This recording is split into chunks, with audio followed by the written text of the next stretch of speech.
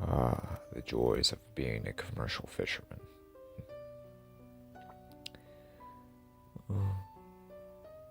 That's what I thought to begin with. Ever since I was a youngin', I had a nice little fascination with the ocean, the sea, and all the creatures that dwelled within it. Sharks, whales, fish, dolphins, orcas, all of it. Even old sea legends, sea monsters, the kraken, the giant squid, giant octopus, giant octopi, the Bermuda Triangle, pirates, ghost ships, Flying Dutchmen. All of it just captured my imagination. I was dumbstruck with it. I was 3 years old when I caught my first bluefish, and ever since then I've been hooked on fishing. Now in my early 30s, I managed to become a first mate of a fishing vessel, a tuna and swordfish fishing vessel, commercial vessel, depending on the season.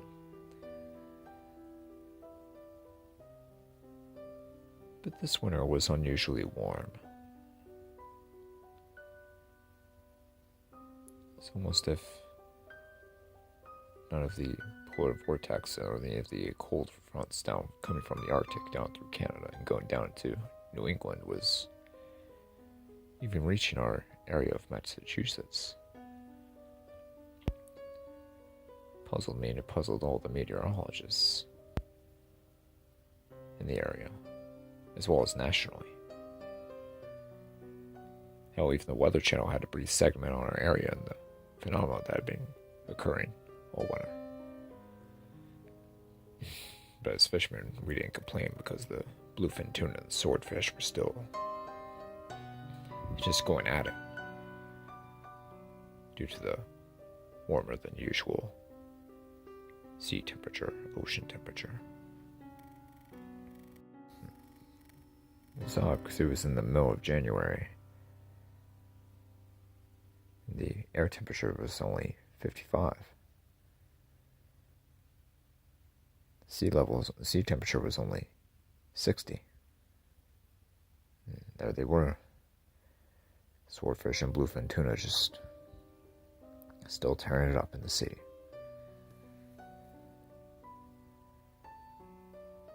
It had been a very lucrative year for us, and due to the unusual weather pattern, and it just blew us wide open. We were making so much money.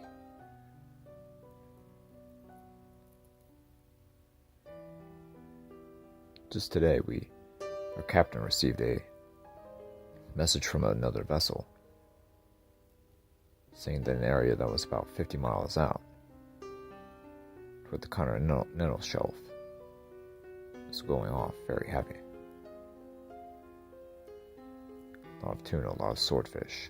We also warned there were plenty of mako sharks and great white sharks in the area, so he advised us to use caution. Me, the captain, and the rest of our crew made up our minds and we decided to go out again. We'd just been out a week earlier and caught all kinds of fish. But now, we really wanted to lay into it. All of us went to bed early, then we woke up early the next morning and headed out. Just to see that gorgeous sun rising above the Atlantic. There's nothing quite like it. Got the whole ocean in front of you and all of civilization behind you.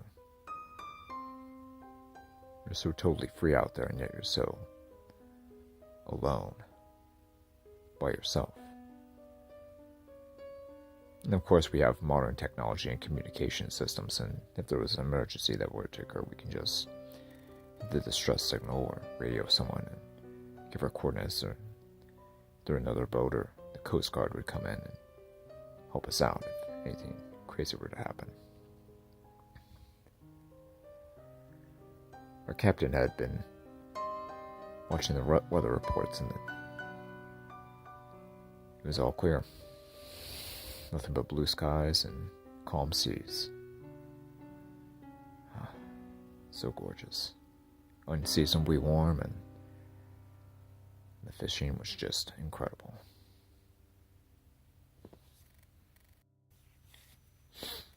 We made it about 50 miles out to the general area where the other captain had tipped us to go to. Dropped our line and boom. Got ourselves a bluefin. Giant fish submarined and torpedoed through the water, yanking and cranking massive runs as the drag screamed from our reel.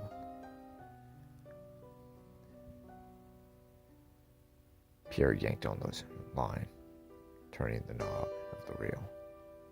"This is a nice one," he shouted.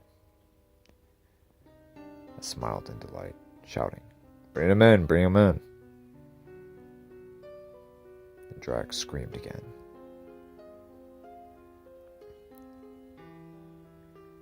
And again and again. So finally, Pierre was able to bring the fish both sides. It was a good fish, around 600 pounds. Got the harpoon and I took care of business. Then Pierre, I, and Alan proceeded to drag the fish into the hull of the boat,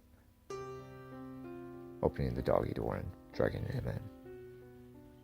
"Oh, it's a fine one," shouted the captain.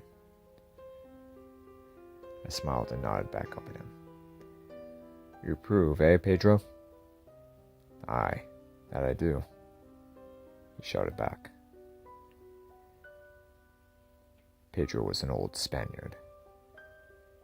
He immigrated to the United States back in the 80s and came from a long line of fishermen.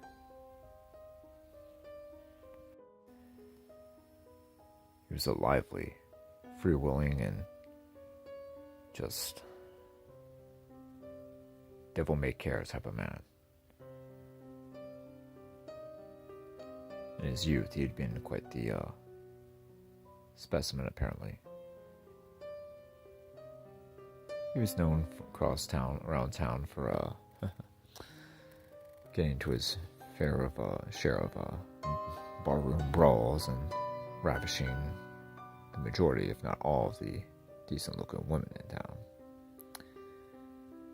But with old age, he calmed down but still maintained that fiery passion and dignity that he once held in his youth, albeit much more calculated and focused. "That'll fetch a nice pretty penny, won't it?" he shouted. "Indeed it will. Indeed it will."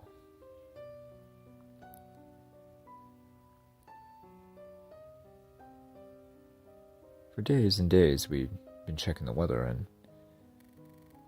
for all morning it was all clear and not a cloud in the sky, but out of nowhere the wind started picking up and clouds began to appear all around us almost instantaneously. We began to hear thunder in the distance as the wind began to pick up 5, 10, 15 miles an hour. Gradually.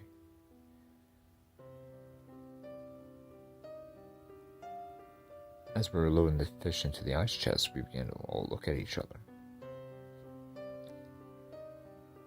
Alan, Pierre, and Pedro and I, we all didn't know what to make of it. "Captain, what the hell's going on?" shouted Pierre. "What is this? It was just crystal clear blue sky and calm a minute ago. Now looks like it's coming. A nor'easter is coming. What's going on?"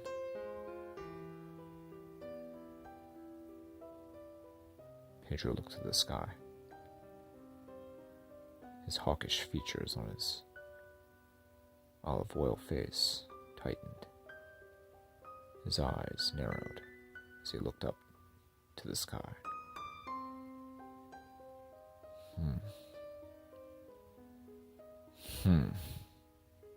He grunted. Not sure, boys. Hang tight. We'll have a look.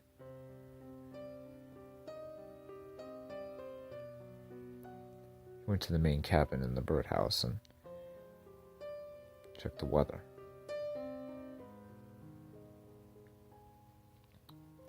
I went up to accompany him. Pedro, what the hell is going on? I gasped sharply. He shrugged his shoulders. James, to be honest with you, I don't know. The old man stared at the weather pattern, the Doppler radar.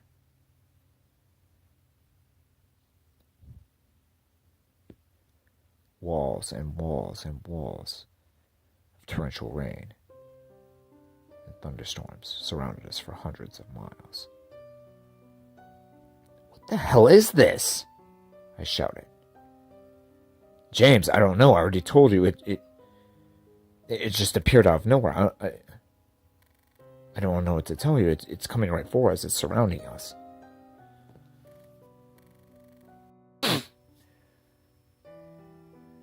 Jesus, we're surrounded.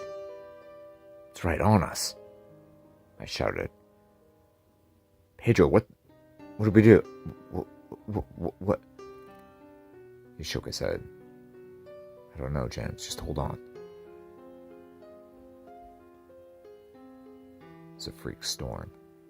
It just appeared out of nowhere. Manifested within minutes right around us while we weren't paying attention.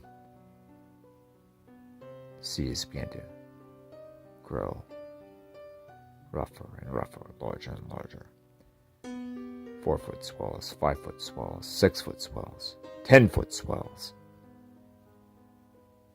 The wind began to pick up. 20 miles an hour, 25 miles an hour, 30 miles an hour, 40 miles an hour. Within the course of minutes. Pedro, let's get the fuck out of here right now. He nodded. We began to turn the boat around. Head back east where we came from. Then as we began to chart our course, our navigation equipment began to fail. Our compasses began to spin uncontrollably and our GPS went out. It cut out completely, and so did the weather report.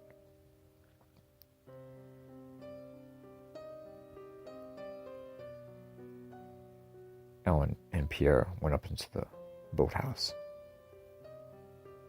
up into the main cabin where me and Captain Pedro were. What the hell is going on? Shouted Pierre.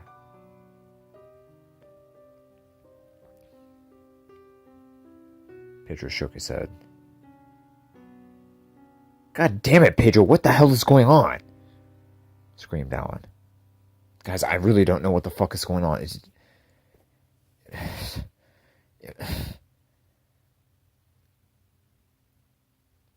Pierre and Alan looked at the navigation equipment. The compass is spinning out of control. The GPS and navigation device out.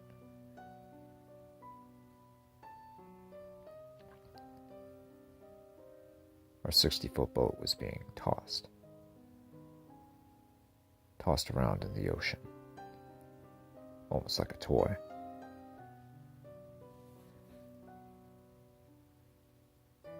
Captain, what should we do? Do you want us to remain here? We've secured and locked everything down below deck. In the cabin, all the equipment is safe and secured. Do you need us here? Asked Pierre. It's not so much that I need you here right now, it's so much that you stay right here for your own safety, he muttered. tried hard not to deviate from this course because it was east.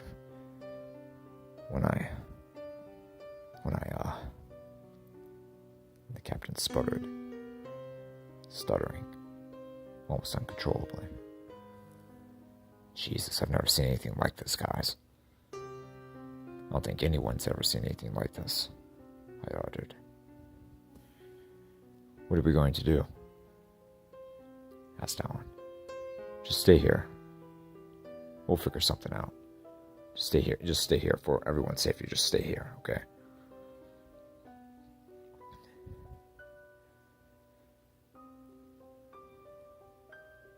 A giant 20-foot swell. Jesus! I screamed. We went up and over it, and thankfully we were safe still. The rain was really starting to come down now. The wind's howling, 50 miles an hour. God. The howl of the wind. The rummaging of the sea, the falling of the rain.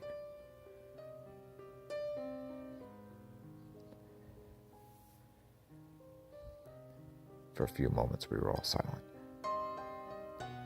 30-foot swell. Jesus! Just barely made it over. Then Captain Pedro reached for the radio. Dialed into the Coast Guard channel, but he'd got no signal. He couldn't. He tried the channel for all the commercial boats, and he couldn't get a signal either. It was just white noise. Hello, Mayday. Anybody out there? Hello. This is the White Lightning. Here. Is anybody there? He shouted. No answer. Just noise.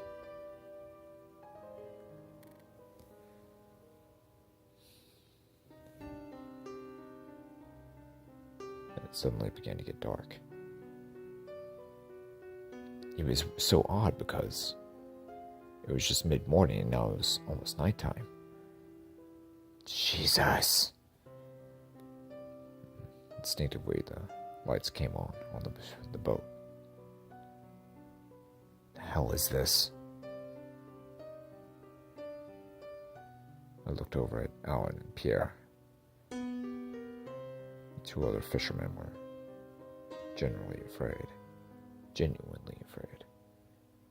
of what might happen next.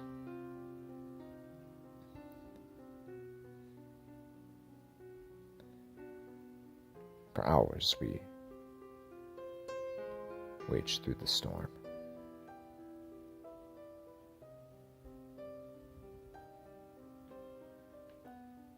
Hours and hours, but no sign of land. Oh, what the fuck is this? Muttered Pedro. Nothing in the ship worked, except for the main engines, the lights, and the steering wheel.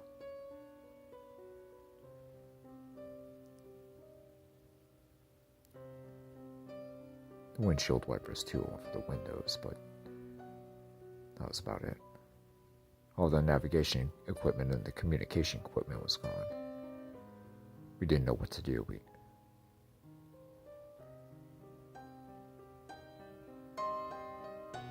The seas began to calm. The rain dissipated and the wind calmed.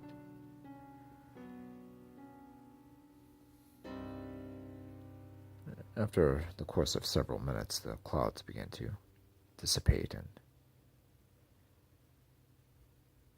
the moon began to shine through. What the hell is this? I gasped.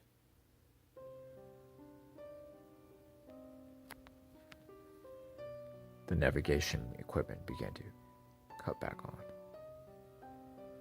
The hell are we? Shouted Pierre. even though Captain Pedro had done his best to chart a course east back to Massachusetts. We were far, far out into the Atlantic, far past Bermuda, almost halfway between Massachusetts and the Canary Islands. We're on the mid-Atlantic ridge. Jesus! Shouted Alan. The navigation equipment got back online. The compasses quit spinning, but still, there's no logical explanation for how we traveled such an enormous distance in such a short time. We weren't even going that fast. We were in a storm. The hell happened? Said Pierre. How there's no way we can get out this far. How? Pedro remained silent. His face solemn.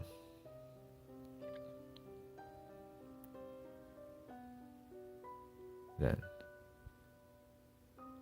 slowly in the moonlight, we began to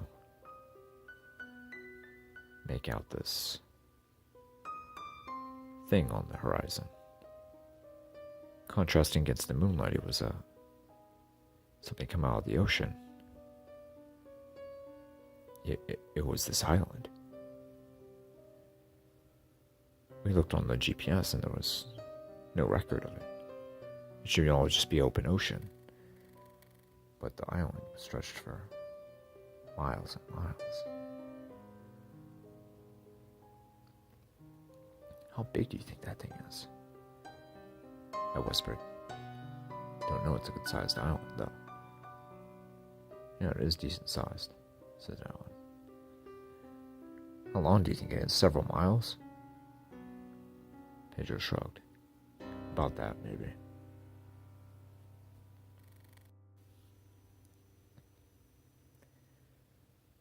The island rose above the vast blueness of the ocean.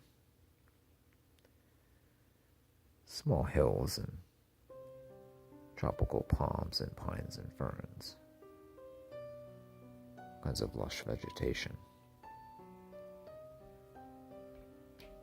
Behind the hills seemed a bit of a mountaintop. Only a couple thousand feet, but nothing to shake your stick at. We looked at each other. What do you think? Said Pierre. Think we should have a look? Asked Alan. Pedro stared.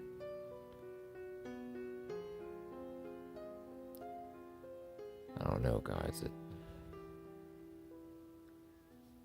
Well, we're already out here, I guess. Don't know how we got out this far, but I don't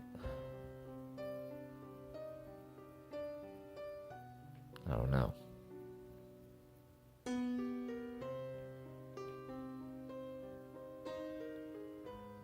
Just then we could have sworn we heard a screaming.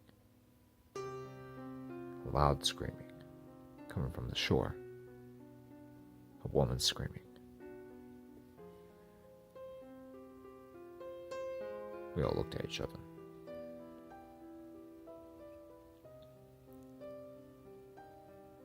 Let's go, said Pedro. We all agreed.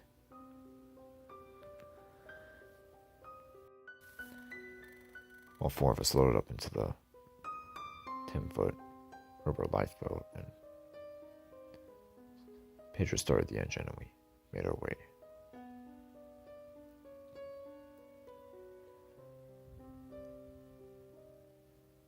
We could somewhat hear screaming on the shore, but as soon as we got there, it seemed to dissipate completely.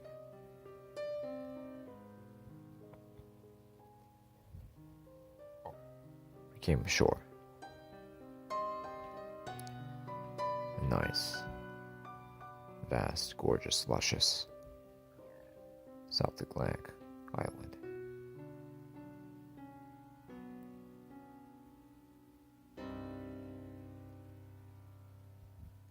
fruits, tropical vegetation.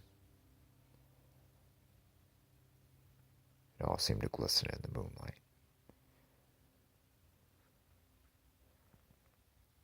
We all looked. "Hello," called out Captain Pedro. "Hello, anybody there?" We heard another scream in the distance. This time further away, to the interior of the island.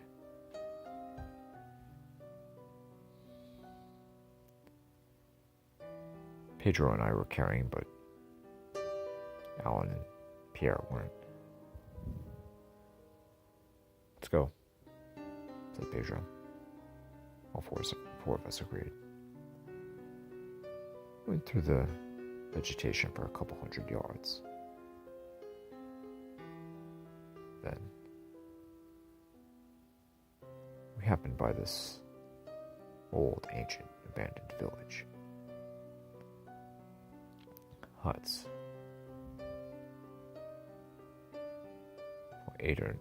About eight of them. There was a ninth, but it was a little bit disheveled and destroyed. And there were these what looked like arrows, old arrows, and even spear-like weapons sticking out of the ground. And at the tips of them, there were these, at first what I thought were arrowheads, but were actually shark teeth. Very big shark teeth.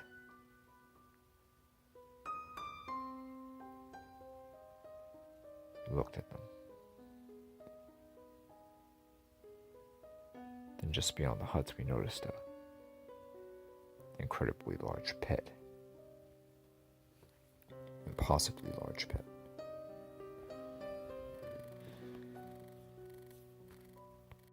We heard one last scream coming from the pit.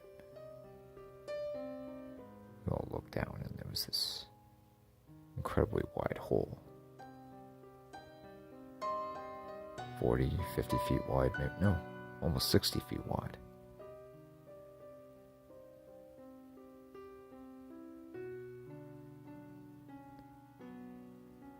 All of us looked down, and it was dark, deep, almost seemed to be bottomless.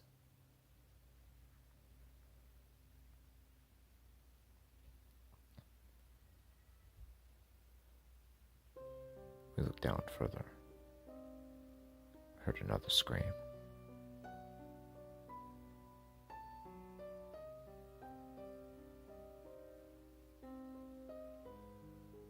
Suddenly a gigantic hand flew from out of the pit, grabbed Pierre in its grasp. The hand seemed to almost be as wide as the damn pit. The hand was 50 feet across. "Jesus!" I screamed. Pulled out my pistol, and so did Pedro and Alan had already gone. They were running through the jungle. Running and running.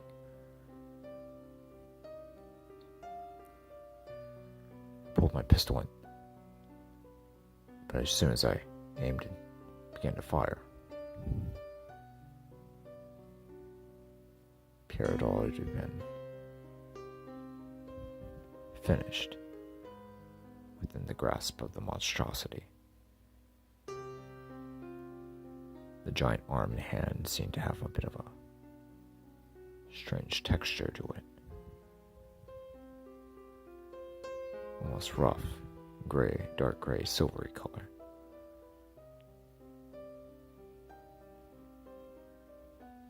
The earth and soil began to quake and struggle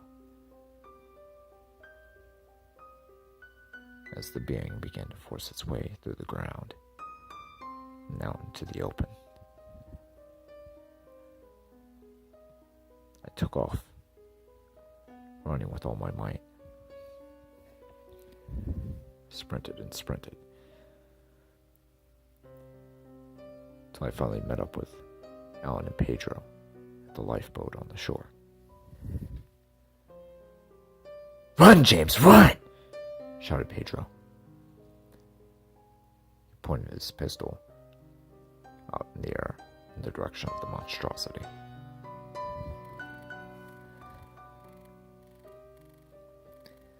A rumble. "James, don't turn around." Alan covered his mouth with his hands. Pedro pointed his pistol.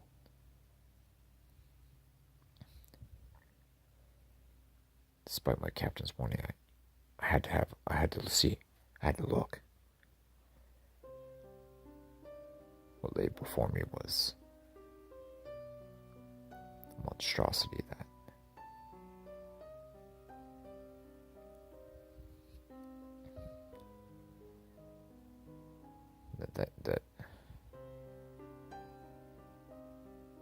simply can't be real. Hundreds and hundreds and hundreds of feet high. This is a disgusting humanoid monster. A cross between a human and a shark. Devious, wicked yellow eyes. A wide mouth with teeth that were sharp triangular teeth were just feet long. Muscled torso. Bulging arms. Sharp claws. The dorsal fin on top of the head. It had the snout and mouth of a shark, but the eyes and sentience of a human. I didn't notice it at first, but the hands had a bit of a webbed feature to them. Then the beast stared down at us, widening its mouth and smiling.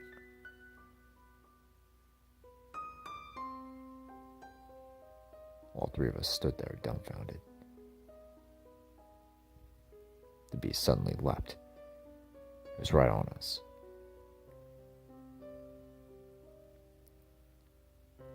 We began to shove off, starting the lifeboat, but it was too late.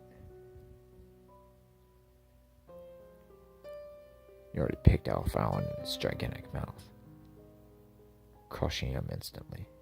Blood splattered all over the place on the boat. We started the boat up and began to make our way through the water. Pedro and I screamed. We made our way to the white lightning.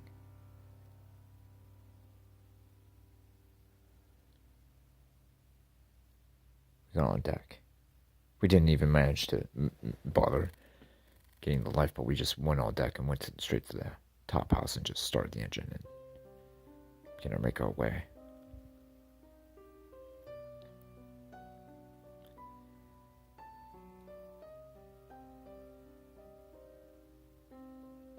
To our horror, the beast actually caught up with us.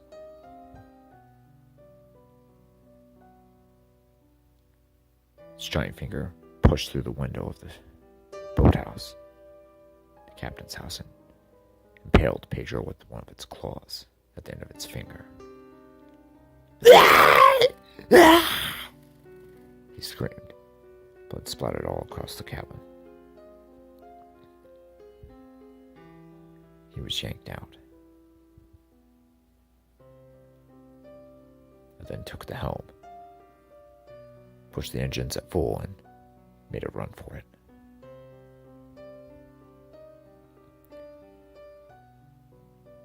Appeared I still had enough fuel to make it to Bermuda, but not to make it back home.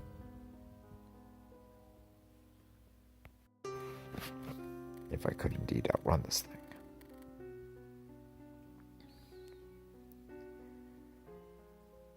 pressed full, and I didn't look back. I could hear waves and dust shoveling in the water behind me. The beast was walking in pursuit. And after a couple minutes, it began to swim. I looked back one time. I could see that enormous, gigantic head, the dorsal fin on top, the gray skin, silver gray skin, the yellow eyes, the enormous mouth and the teeth, smiling deviously while pursuing me. Honed in, zeroed in exactly on me. The beast rumbled and growled. Then a giant tongue stuck out and glistened across the teeth and mouth, its mouth watering in anticipation of its next meal. I shook my head and kept going for miles and miles and miles. I kept going. I kept going and going. Every so often I would look back and there it was, the same distance away from me. If I slowed down even slightly, it would catch up with me and I'd be finished. It kept on following me and following me and following me. Day and night. It kept following me and following me. I hadn't looked back for 6 hours. It was nighttime and the moon was out once again. I looked back once again and there it was. Its yellow eyes glaring and glistening in the moonlight of night. Staring right at me, following. Jesus! I shouted. I kept going. I was low on fuel. Getting low on fuel. I was within range of Bermuda.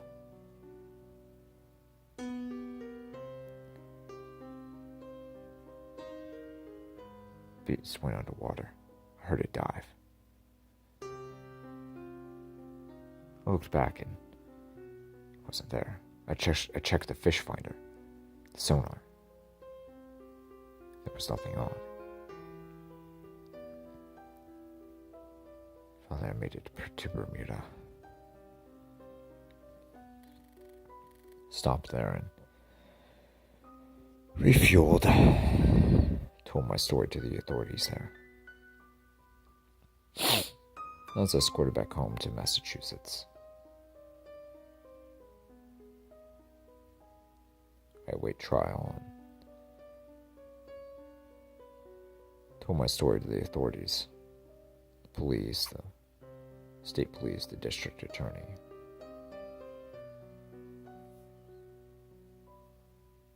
The damage of the boat was looked at and charges were dropped against me. There were scrapes and scratches on the boat that were simply inhuman, way too big for anyone to fake or hoax.